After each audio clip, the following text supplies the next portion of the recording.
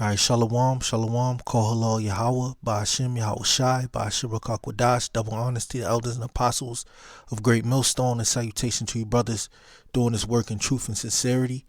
Okay, in this video, we're going to go into Isaiah, the 34th chapter, and we're going to read a few precepts, and I'm just going to, do this video on this chapter. Now this is Isaiah 34:1. It says, "Come near, ye nations, to hear, and hearken, ye people. Let the earth hear, and all that is therein, the world and all things that come forth of it. For the indignation of the Lord is upon all nations, and his fury upon all their armies. He have utterly destroyed them. He hath delivered them. He hath delivered them to the slaughter." Okay, so those are the first two chapters of Isaiah, the 34th chapter.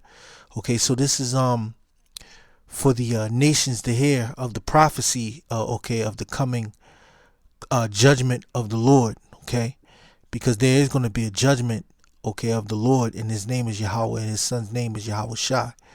Okay, so basically all the things that come forth of it, all the land, the earth.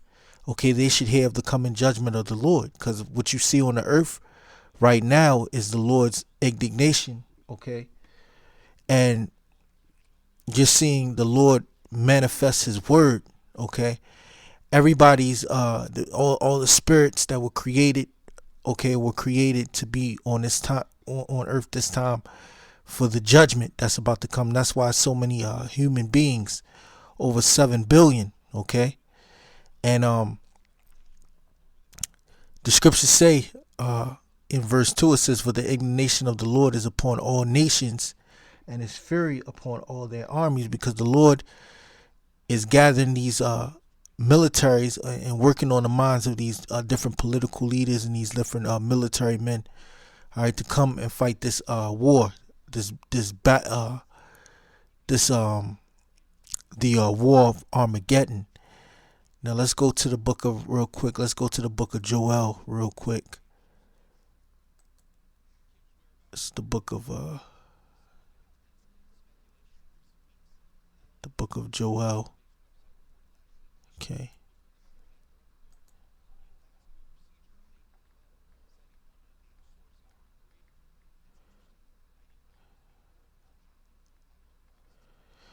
Now the book of Joel, the second chapter, talks about the missiles.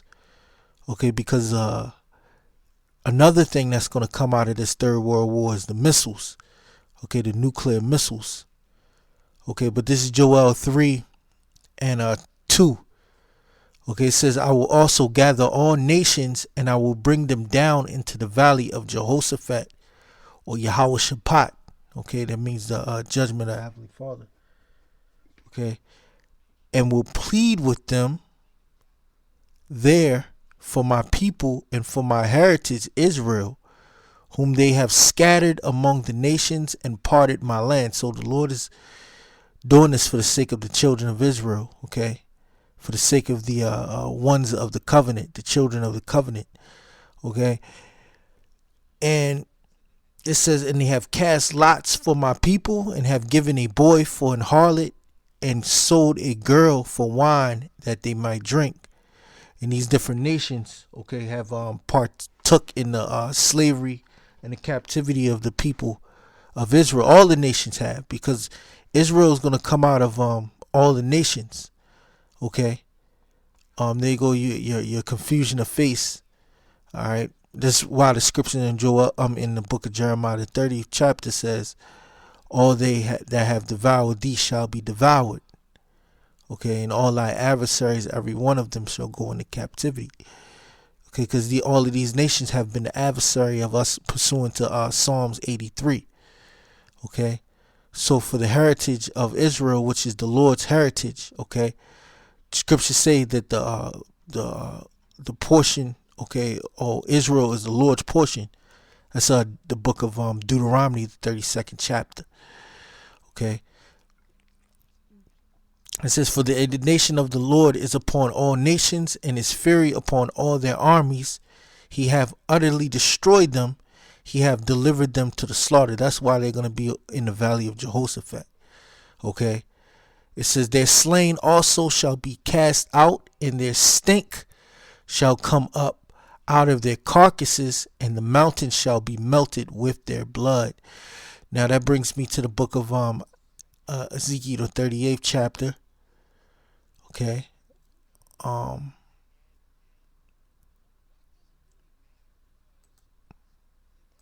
This is the book of Ezekiel, the 38th chapter, which it goes into the Russians and the nations that come in with the Russians. Okay. But it says, their stink shall come up out of their carcasses. There is a precept in here. It speaks about the nations burying the dead bodies and the passengers. Let's see, this could be, it's probably the 39th chapter.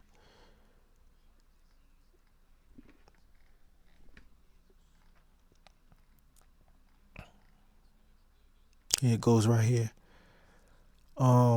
This is the book of Ezekiel 39 and 11. It says, and it shall come to pass in that day that I will give unto Gog a place there of graves in Israel, the valley of the passengers, on the east of the sea, and it shall stop the noses of the passengers, and there shall they bury Gog and all his multitude, and they shall call it the valley of Harmon-Gog.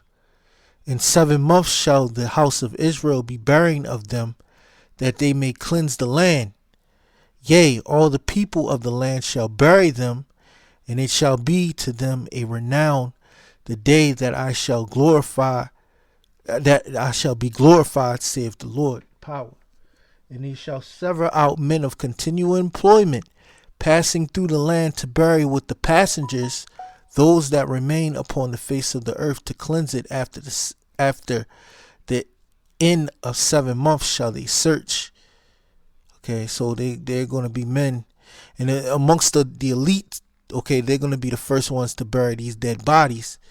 All right, but pursuant to the Lord's prophecy that he gave to Isaiah, okay, these are the bodies. Okay, their slain also shall be cast out, and their stink shall come up out of their carcasses, and the mountains shall be melted with their blood. And all the host of heaven shall be dissolved, and the heavens shall be rolled together as a scroll, and all their hosts shall fall down as the leaf that falleth off from the vine, and as a falling fig from the fig tree. It means all their armies are going to be destroyed. Okay, all their armies are going to be destroyed, and that you have a vision of that. Okay, in the book of Second Ezra. Okay, let's go to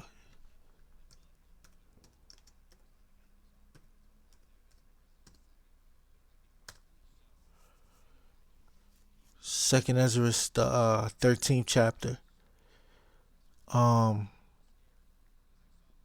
start at verse 13. I'll start at verse 3. All right, this is the account of Yahushua destroying the multitude that came to fight against the Lord. Okay, this is Second Ezra 13 and 3. It says, and I beheld, and lo, that man waxed strong with the thousands of heaven. Okay, it's talking about Yahushua and the chariots.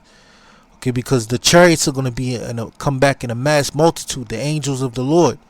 That's why you call it the Lord of hosts. Okay, because it's the Lord Yahushua and his armies. Okay, which is the angels, which is the air support of the nation of Israel. Okay, it says, and when he turned his countenance to look, all the things trembled that were seen under him. And whensoever the voice went out of his mouth, all they burned that heard his voice, like as the earth faileth when it filleth the fire. And after this I beheld, and lo, there was gathered together a multitude of men out of number from the four winds of heaven, to subdue the man that came out of the sea. So he coming up to fight against Yahushua. But I beheld, and lo, he had graved himself a great mountain. That's the chariot of the Lord. Okay, and flew upon it, But I would have seen the region or place whereunto the hill was graven, and I could not, because that chariot is so big it's going to block out the sun. Okay. And after this I beheld, and lo, all they which were gathered together to subdue him were sore afraid, and yet durst fight. Okay, because the multitude which has been destroyed already, okay, they're going to fight, okay, against the Lord. All right. And guess what? They're delivered to the slaughter. He have delivered them to the slaughter. So here's the slaughter. Here's the vision of the slaughter. We're reading that account. Okay. It says, and lo, as he saw the violence of the multitude that came, meaning their weapons, they're going to throw everything at them, all the munitions that they have. That represents the violence, okay, of that multitude of the army that has already been destroyed, according to Isaiah the 34th chapter. It says, he neither lifted up his hand, nor held sword, nor any instrument of war, but only I saw that he sent out of his mouth, as it had been a blast of fire, and out of his lips a flaming breath, and out of his tongue he cast out sparks and tempests. Okay, and that represents those laser beams that come. Okay, and all the power that Yahushua is going to bring upon them. All right, so that's why we go into this precept right here real quick. This is Isaiah 66. The book of Isaiah 66 and 15. This is what it says. It says, for behold, the Lord will come with fire, and with his chariots like a whirlwind. See, that host, okay, the multitudes of heaven, okay, that represents those chariots. All right, the angels of the Lord, okay. And what are they coming? They're coming with fire. All right, in a way, this multitude of military men and the nation's armies are going to be destroyed is with the fire of the Lord. Okay, it says to render his anger with fury and his rebuke with flames of fire. For by fire and by his sword will the Lord plead with all flesh, and the slain of the Lord shall be many. Okay, and here's a multitude of the slain of the Lord. That's going to be many, and it's going to be many more than that. Okay, but mainly these armies are going to be destroyed. The multitudes of armies in the valley of decision, the valley of Yahushua. It says, and lo, as I saw the violence of the multitude that came, he neither lifted up his hand, nor held sword, nor any instrument of war, but only I saw that he sent out of his mouth, as it had been a blast of fire, and out of his lips a flaming breath, and out of his tongue he cast out sparks and tempests, and they were all mixed together, the blast of fire, the flaming breath, the great tempest, and fell with violence upon the multitude which was prepared to fight, and burned them up, every one, so that upon a sudden of an innumerable multitude nothing was to be perceived, but only dust and smell of smoke. When I saw this, I was afraid. So here it is. We have the vision of Ezra. Okay, we know about a prophecy in Isaiah the 66th chapter. The Lord is going to come with fire.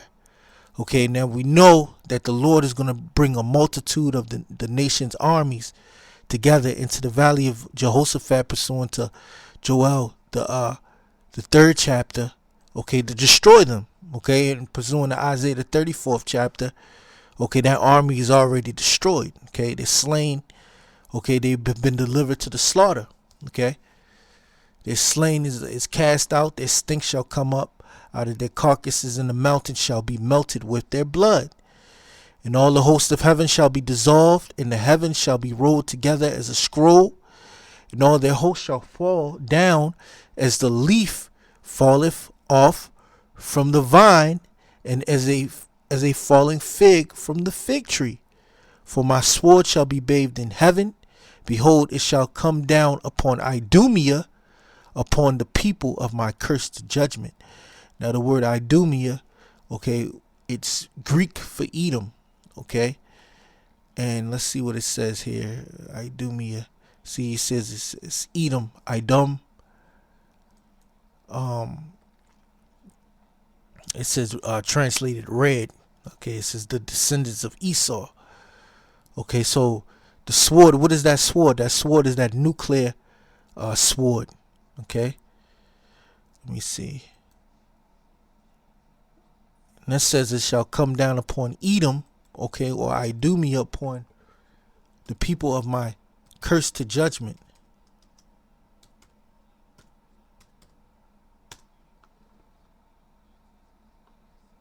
Let me see something.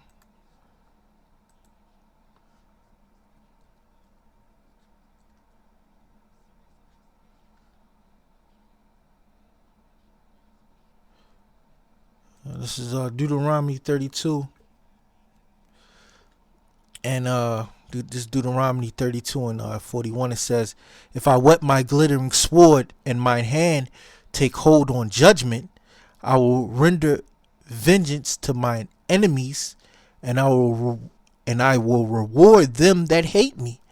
Okay, and these Edomites, believe me, they hate Yahweh Bashim Yahushua. All right, and this glittering sword, okay, is going to destroy them. It says, "I will make my arrows drunk with blood, and my sword shall devour flesh, and that with the blood of the slain and of the captives from the beginning of revenges upon the enemy."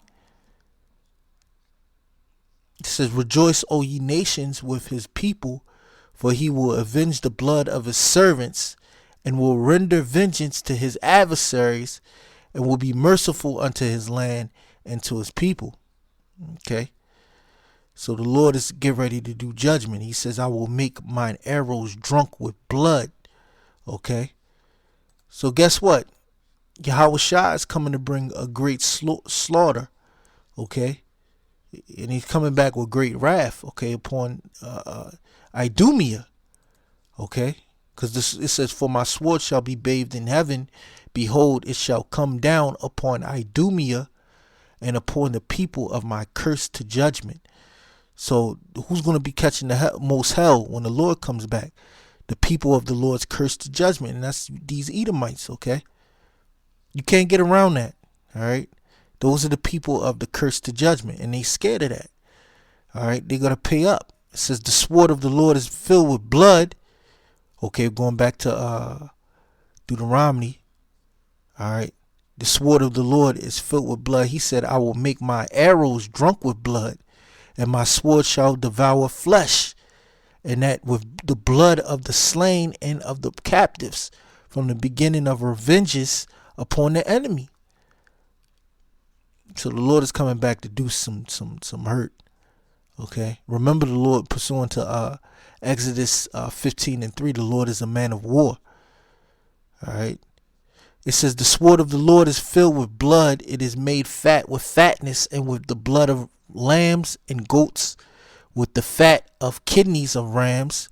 For the Lord have a sacrifice in Basra." So that's why it's going to be so much blood. Okay. So just like in the ancient days, we would sacrifice a lamb, okay, a ram, okay, and but this is going to be a great sacrifice in Basra. Now, Basra is a chief city in Edom, okay, and a great slaughter in the land of Idumea, meaning the Lord's going to kill, okay, a lot of Idumeans. Remember, they're the enemy, they're the adversary of the Lord. Okay, they hate the Lord, so he's going to make himself. The Lord is going to make himself drunk with their blood. Okay.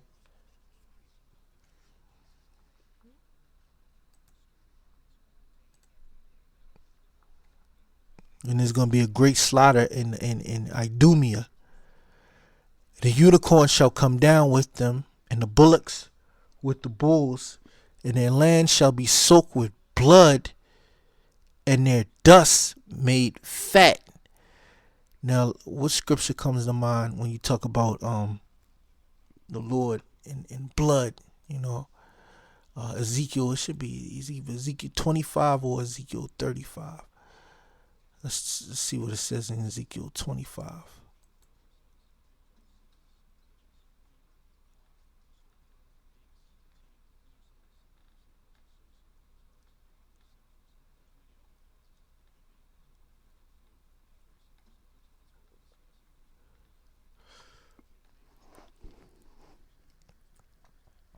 Yeah, that's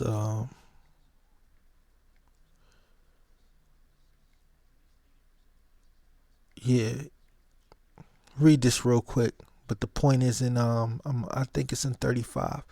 Ezekiel 25 and 12. It says, "Thus saith the Lord power, because that Edom have dealt against the house of Judah by taking vengeance, and have greatly offended and revenged himself upon them. Therefore, thus saith the Lord power, I also will stretch out my hand upon Edom, and I will cut off man and beast from it, and I will make it desolate from Teman, and they of Dedan shall fall by the sword. And I will lay my vengeance upon Edom by the hand of my people Israel, and they shall do in Edom according to my anger and according to my fury, and they shall know my vengeance, saith the Lord." Okay? And in that day that these Edomites are going to know the vengeance of the Lord, okay, by the judgment that the Lord is bringing upon them, okay, as a nation of people. All right. Right now they deny and they push the atheism doctrine, so on and so forth. But the Lord is going to bring forth judgment, and they're going to know that the Lord, He is and He exists. Right now they deny the Lord. Okay. Let's see.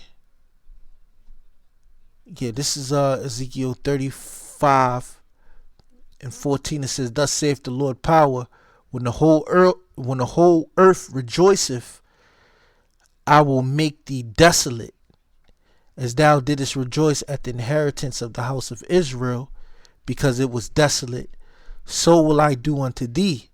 Thou shalt be desolate, O Mount Seir, and all Idumea, even all of it, and they shall know that I am the Lord." So when this thing takes place, when you Edomites go down, you Idumeans go down, the whole earth is going to rejoice, and you're going to be desolate. Okay, you're going to be desolate. You're not going to be in a rulership position. Okay. But there's another scripture. It says, because thou hated blood. Here you go right here. Ezekiel 35 and 6. It says, "Therefore, as I live, saith the Lord, power, I will prepare thee unto blood, and blood shall pursue thee. Saith, thou hast not hated blood, even blood shall pursue thee." Okay, so the Lord is going to be the orchestrator of bringing your blood. Okay, having your blood being poured out. Okay, your land is going to be soaked with blood. Okay. Verse 8, Isaiah 34 and 8, it says, "For it is the day of the Lord's vengeance, and the year of recompenses for the controversy of Zion." There you go. Okay, because the scriptures say, since you hated blood, blood shall pursue thee. The scriptures say He will lay vengeance upon Edom by the hands of His people Israel. Okay, and when that takes place, that's the Lord's vengeance. And the year of recompense, meaning, what does the word recompense mean? Payback for the controversy of Zion, all the wickedness that you have done. Okay. It says, "And the streams thereof shall be turned into pitch, and the dust thereof into brimstone, and the land thereof shall become burning pitch. It shall not be quenched night nor day. The smoke thereof shall go up forever. From generation to generation it shall lie waste. None shall pass through it forever and ever." And that's America, because America is going to be destroyed. Let's go to real quick. Let's go to Revelation, the 18th chapter, real quick. Read that. This is the book of Revelation, the 18th chapter.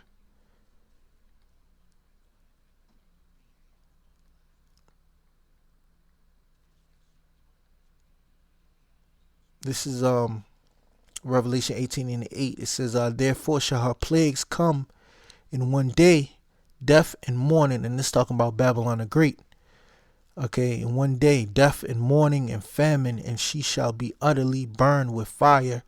For strong is the Lord Yahweh who judgeth her, And the kings of the earth who have committed fornication and lived deliciously with her shall bewail her and lament for her when they shall see the smoke of her burning, standing afar off for the fear of her torment, saying, Alas, alas, that great city Babylon, that mighty city, for in 1 hour is thy judgment come. Okay, so in 1 hour, America is going to be destroyed. Okay, and that smoke is going to be burning. It's going to be seen burning. Okay, and it's going to burn for a time, and then ain't no dwelling, like the scriptures say, Arabian shall pitch tent. Let me see if I can find that real quick. I think that's Isaiah 13. Yeah, it's Isaiah 13. Let's start at 19, I guess. Yeah, Isaiah 13 and 19, it says, In Babylon, the glory of kingdoms, the beauty of the Chaldees' excellency shall be as when the Most High overthrew Sodom and Gomorrah. It shall never be inhabited, neither shall it be dwelt in from generation to generation. Neither shall the Arabian pitch tent there, neither shall the shepherds make their fold there. Okay? But wild beasts of the desert shall lie there, and their houses shall be full of doleful creatures, and owls shall dwell there, and satyrs shall dance there. And the wild beasts of the island shall cry in their desolate houses, and the dragons in their present palaces, and her time is near to come, and her days shall not be prolonged. So America, Babylon the Great, is going to be destroyed, okay, and it's never going to be inhabited again. You know? That's a beautiful thing. Go back to Isaiah 34.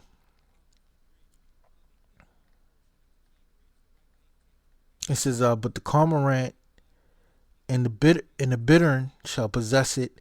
The owl also and the raven shall dwell in it, and he shall stretch out upon it the line of confusion and the stones of emptiness. And you're not going to be able to. There's not going to be a landmark or any type of remembrance of what state was, and even the river's going to be dried up. Okay, you got the Missouri River. You got the, you got the Great Lakes. You got the Mississippi River. You got the Rockies. You got all of that. All of that is going to be destroyed. It says, and the thorn shall come up in her palaces, nettles and brambles in her fortresses thereof, and it shall be an habitation of dragons and owls, a court for owls. The apostles always reverence the movie Planet of the Apes. It says, the wild beasts of the desert shall also meet with the wild beasts of the islands, and the satyr shall cry to his fellow. The screech owl also shall rest there, and find for herself a place of rest. There shall the great owl make her nest, and lay and hatch and gather under her shadow. There shall the vultures also be gathered, every one with her mate. Seek ye out of the book of the Lord, and read. No one of these shall fail, none shall want her mate, for my mouth it have commanded, and his spirit it have gathered them. Yeah, because the Lord have had these words written in paper. Okay, like it says in 2 Ezra 15th chapter, these words are faithful and true. Okay, and none of these prophecies is going to fail. Okay, we read about Yahweh Shah destroying these armies.